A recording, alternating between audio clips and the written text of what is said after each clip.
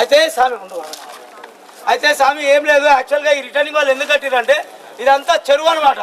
ఇదంతా చెరువు, దీంట్లో నుంచి నీళ్లు దీంట్లోకి వస్తున్నాయి, వచ్చి మా సెల్లార్లో నిండుతున్నాయి, ఊట వస్తుంది అనమాట. అయితే గవర్నమెంట్ అధికారులు ఏం చేశారంటే సెల్లార్లోకి నీళ్లు రావద్దని ఇది ఇక్కడ నుంచి జరుగుతారు.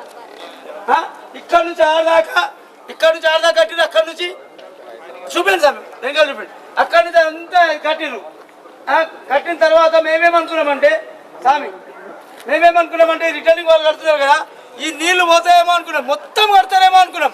మొత్తం మా డబుల్ బెడ్రూమ్ ప్లేస్ ఎంత ఉందో అంతా కడతారేమో అనుకున్నాము.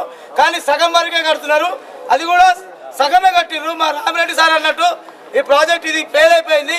దయచేసి రేవంత్ అన్నకి ఒకటే రిక్వెస్ట్, ఈ వాటర్ ప్రాబ్లం లేకుండా మా గరీబోళ్ళని మేము ఈ బిల్డింగ్లో వారి చచ్చిపోకుండా మమ్మల్ని కాపాడాలని మా యొక్క రిక్వెస్ట్ అండి. అంతే స్వామి. మాకు ఇల్లు అయితే కేసీఆర్ గవర్నమెంట్ ఇచ్చిర్రు, కానీ రేవంత్ అన్న గవర్నమెంట్లో మాకు తాళాలు ఇస్తారని కోరుతున్నారు. కాబట్టి మా యొక్క రిక్వెస్ట్, ఇక్కడ మా అక్క చెల్లెళ్ళు మా పిల్లలు ఉన్నారు, ఈ బిల్డింగ్లలో మాకు ఏం కాకుండా దయచేసి చూసి మాకు చేయాలని మా యొక్క రిక్వెస్ట్ అండి.